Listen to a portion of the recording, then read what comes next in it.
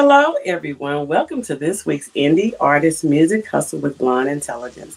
I'm your host, Miss Ronnie, where I always seek to give you exquisite cranial repertoire. This week, we have a very special guest. We have Will Sims. Say hello to everyone. Hey everybody, How are you doing? I am doing well. It's good to be here. All right. So, what I'm going to do right now is let you take over and tell everyone a little bit about yourself. Cool. My name's Will Sims. I'm a singer-songwriter from Baltimore, Maryland, but I write, in rock genre, pop genres. And I've been playing music for about 10 years now. Actually, probably more. I've probably been saying that for a few years. So probably like 13, 14 years now. And Okay. and yeah, I got a new album coming out. I'm very proud of it. It's a very heavy album in a lot of different ways, and I'm excited for people to hear it. Okay. So you said you've been doing music for 13 or 14 years. Many times when I hear people say that they started out maybe as in a band and maybe as in a duo. So how did you evolve? Did you always start out as just a singer song, not just a singer songwriter, because that's a big thing, but only a singer songwriter, or did you work with other people throughout your career?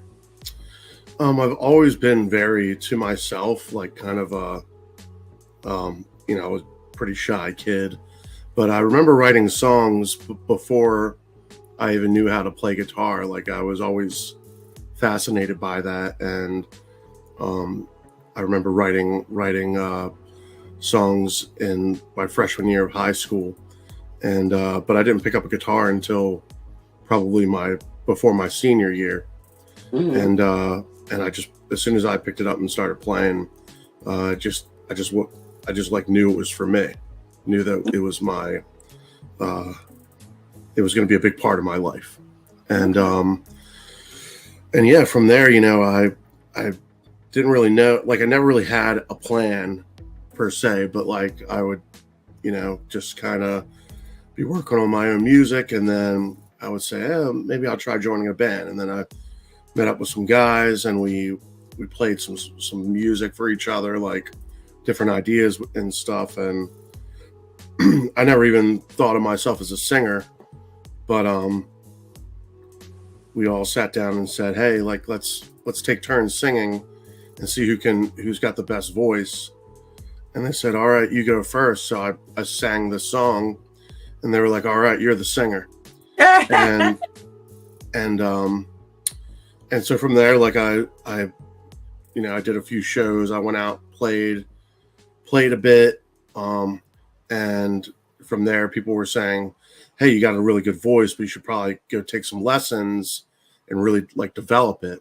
So I did Mhm, that. I went and did voice lessons for like a year and a half, mhm. and it was very helpful. And then um, I played in a bunch of different bands, and uh, met a lot of people, made a lot of friends, but um, there I kind of hit that point where I was like, there's a lot of drama that happens in bands. There's Mm, uh, a lot of personalities you got to like deal with, not necessarily in a bad way, but like not everyone wants the same thing, mhm. and it's especially frustrating when you feel like you have something special, and some people want to really pursue it, and other people, uh, for other people, it's just a fun thing they're doing on the weekends.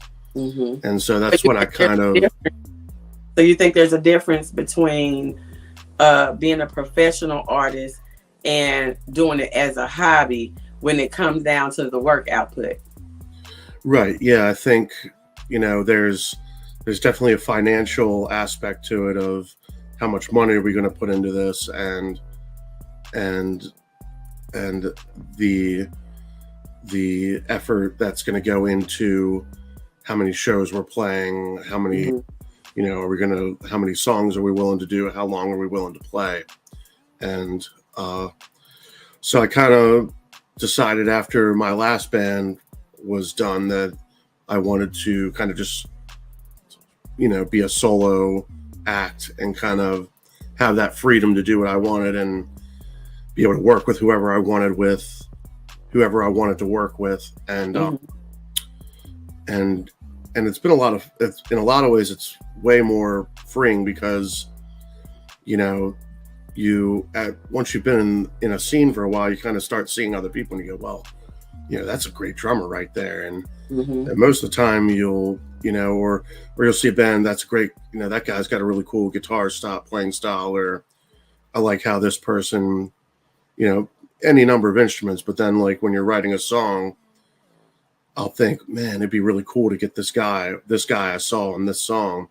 And 9 times out of 10, they're up for doing it. Like, you know, you just say, hey, I got this idea. Do you want to be a part of it? And most of the time they're down. Okay. And I think that that's helped with a lot of the songs I've written. Uh, they always take it in the direction it needs to go, and I'm always blown away by just, you know, the idea that's in my head versus what it becomes at the end Mm-hmm. after everyone's put in their efforts. It's always a really fun and interesting journey for Okay. the song. So tell me this. You mentioned earlier about you playing the piano. So, with you actually being able to play an instrument, because I have had many artists to say that they don't play an instrument, but they can put some sounds together on the computer to make it sound good. So, how do you feel about, because it has been an evolution, the evolution of artificial intelligence in musical instruments up until now? Do you think that it has been beneficial for you as a authentic musician, or it has placed you in some type of box because you are an authentic musician?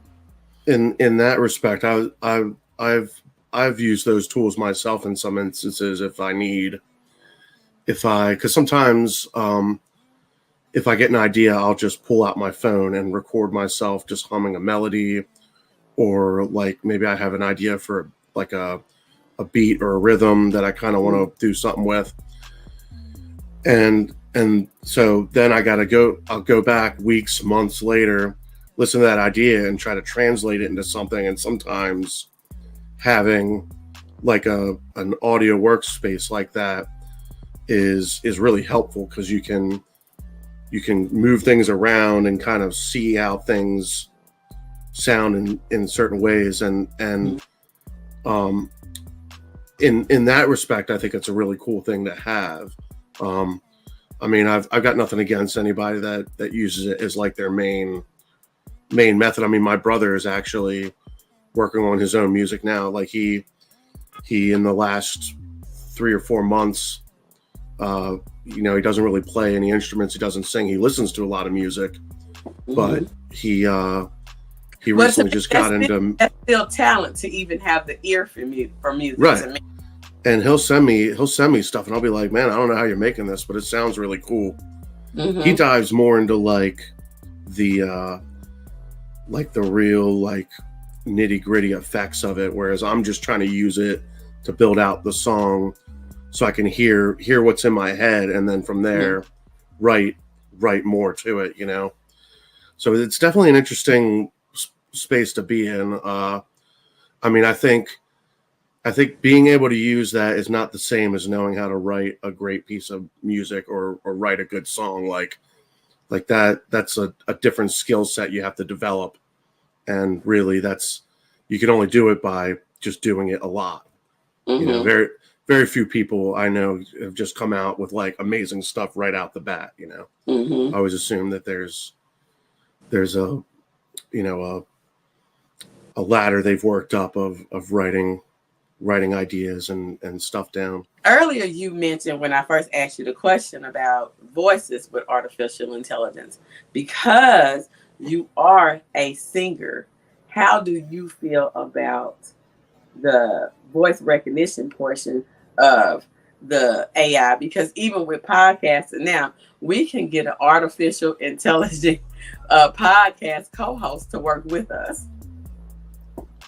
That's definitely a much more interesting line to navigate, especially for someone like when you think about like some of these more famous artists that have been around longer, like, uh, let's just use Bob Dylan as an example. Like, he's Okay. got such a unique voice and he's got such an amazing catalog.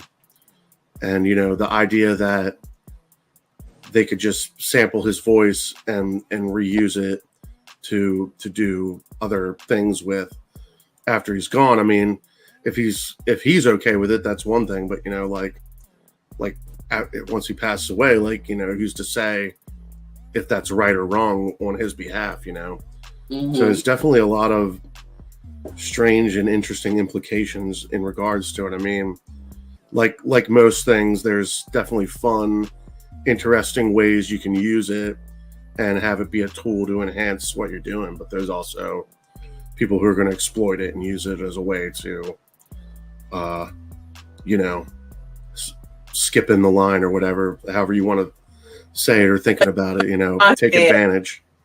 You're the one of the ones that feel, and I'm not saying that just to put people in the box or whatever, that feel that once a star passes on, to let them rest. Don't try to keep them, I guess, keep the career going. Because I kind of feel like sometimes it's a money grab to try to use artificial intelligence to keep entertaining people that miss their, I guess, their favorite star or whatever. Yeah, like I definitely, in my opinion, I feel like, and I kind of use, I think of Michael Jackson as an example. Like, they haven't really done it with him, but I guess they kind of Oh, found they like have. They did a recordings of whole him show. and say They again. did a whole show with a hologram. Yeah, but they're using like what he already had there. They're not like making, but they did release music after he passed away of, I guess, like demos or whatever stuff he had recorded that he hadn't released yet. Mm-hmm. And I that's all fine with me if it's something that the artist did themselves Mm-hmm. and they want to go in after the fact and spruce it up and put it out there as like a more polished thing. That's one thing. But like, if you're going to be like, oh, here's our, this is Bob Dylan singing Guns N' Roses, this isn't that cool, here, buy this album now, like no, like, we don't need that. What about artists that's alive? Because they have now where they say the AI version of this artist. How do you feel about that? I've seen some that are interesting, like Oasis is one of my favorite bands, and it's the two brothers, and they split up, and now there's like, here's the one brother singing the other brother's solo album, and it's like, it's funny and entertaining. I mean, it would probably never happen in real life, but Mm-hmm. at the very least, if they have the say to make that decision if they want that released or not, at least that's an option to them. But Yeah. it's it's definitely made for a lot of fun, interesting things. Like, I've seen I listened to some of the ones where they made like made a fake Joe Rogan podcast, Mm-hmm. and it was like an AI Joe Rogan talking to like an AI. I want to say it was Trump or someone like that. Like, and it's like, you can see the cracks of where the AI is just generating responses and stuff. But then there's also like things in there that are like, that's something he would have said or did, and Mm-hmm. it's it it, To make it it seem realistic. yes, yeah, like it, Mm-hmm. they've clearly analyzed enough of what's real to generate something that is close enough to being authentic. But as an entertainment thing, it's fun. In an ethical way, there's definitely a lot of gray areas there that, it like, I don't know how I would feel about it. I'm not really at that level where people are going to be AI copying me, but maybe if I get to that point one day, that's when I'll have that real. I'll have to come to terms with how real of a thing it is. Okay. So tell me about your latest album. So my new album is called "You Have a Voice, Use It," and it's an album of extremes. I think it's very every song is very emotionally charged. Uh, there's a bit more anger in this album about, you know, the state of the world, the type of society we live in, feeling like, you know, in a lot of ways, we're at a point where technology, I think, is hurting us in a lot of ways. Um, it's preventing us from being able to have like real interactions with a lot of people because everyone's, you know, so used to this long distance online, like uh, short, short, like little glimpse that they get of you, and then that's kind of how people see you as opposed to what you do in real life and what things you're doing. And so a lot of my songs focus on relationships, whether they're personal or romantic. And this album in general focuses a lot on like just like the feelings of like just kind of almost being left behind by like the way that the world is moving, because like, you know, I use social media only as a really as a tool to promote my music. I don't Mm-hmm. really put my life stuff up on there. um and um that's led to, I think, a lot of people like just kind of losing interest in you. It's like if you're not taking a picture of your whatever your dinner is every day, like people are like, okay, I guess this guy just doesn't exist. Okay. So last week I talked about in my podcast, I was reading some articles on new ways that artists can reach bigger audiences, right? And one of the ways that I read, I can't remember if it was Rolling Stones or if it was an article that was wrote on LinkedIn, but they said that podcasts have been gaining steam over the last few years, but have been around for 25 years, and that it has not transferred to the music industry yet, and that music artists could use podcasts to tell more about their story, more about how the interactions between collaborations, and give their fans more in-depth information about them. Why do you think that more musical artists have not created podcasts as an advertising platform for their music? Well, my first initial thought would be that most artists don't like talking about their music. Um, but like one of my favorite things to watch when I was a kid was like VH1 storytellers. Mm-hmm. Um, you know, some artists are better at it than others. Like some artists, you know, you put a mic in front of them, they'll just start yapping until you take it away, Mm-hmm. and they're really good about it. They know how to tell interesting stories and relate it to their music. And then there's a lot of artists out there that, you know, whether it's hesitation or just for private reasons, like they don't really want you to know what their songs are about. They want you to interpret them your own way and um, kind of find your own meaning in it. Because, you know, Do you and I'm a think believer that like once I kind of put it my songs out there, they're like, that's it, I'm done with them. They're for other people to okay, but do you think they're losing audience that way? Because the purpose is to grow the fan base. Once you grow the fan base, then it creates more opportunities. I feel like, and this is just my opinion, that if an artist says, well, I just released this music, and if they like it, they like it. If they don't, they don't. Then you're not a professional artist. You're doing it as a hobby. right. So, as a professional artist, sometimes you have to do things that you don't like.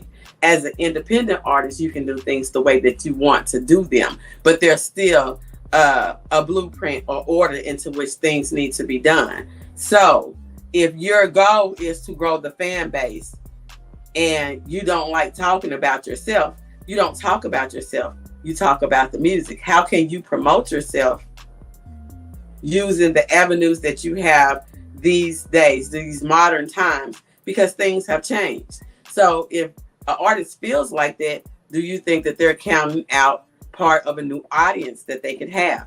because how are you going to grow the fan base? Oh, 100%. I definitely agree that um, you're kind of missing out on that opportunity to connect with people.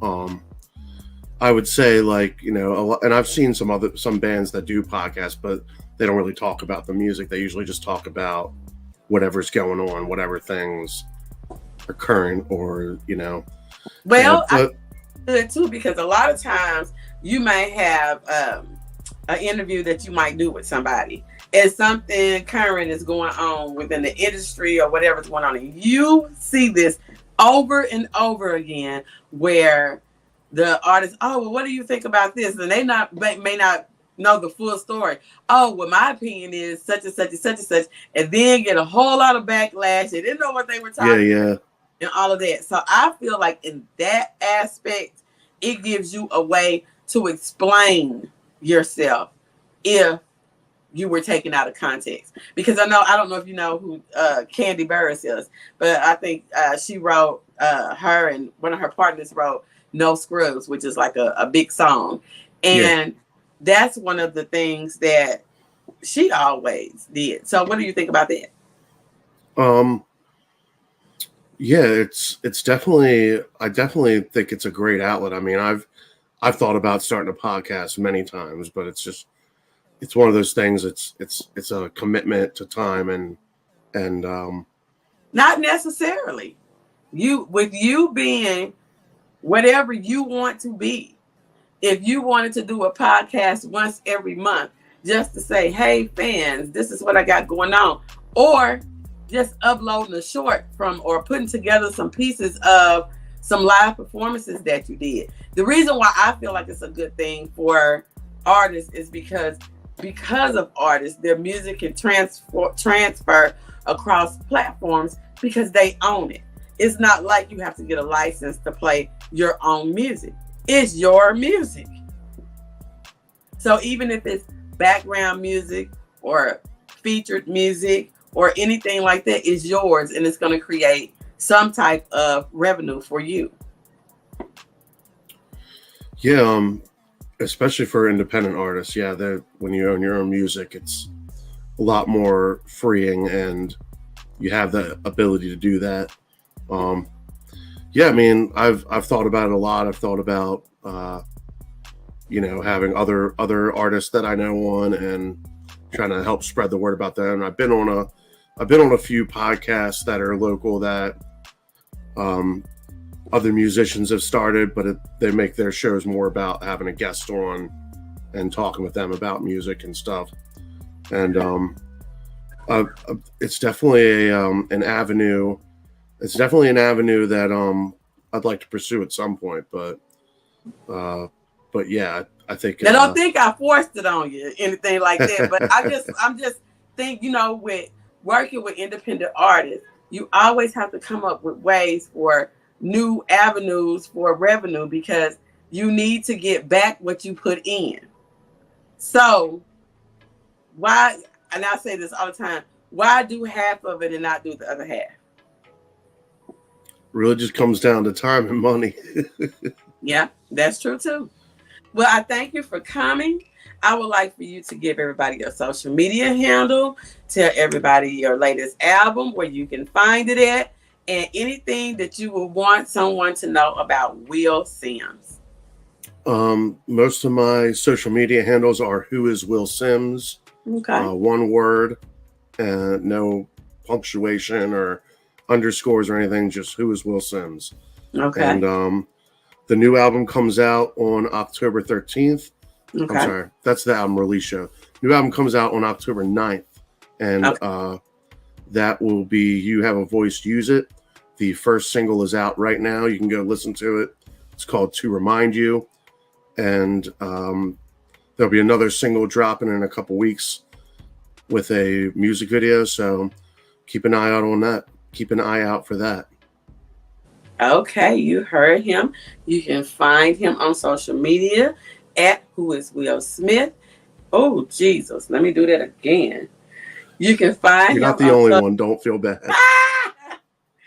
You can find him on social media at who is Will Sims. He has a single out now and another one getting ready to release on October the 9th. The album is going to be released, and he's having a single release on October the 13th. You can find us on all podcasting platforms. You can find us streaming live on social media. You can check out my services for musical and recording artists at my website at www.blind-intelligence.com. And we will see you next week. Bye. Hey girl, let me tell you about this podcast. Girl, everybody has a podcast these days. But this one interviews new and interesting indie artists. It's called Indie Artist Music Hustle with Blind Intelligence. Really? Where can I find it? It's on all podcasting platforms, streams live on social media. Girl, I'm gonna have to check her out. Give it a check, girl.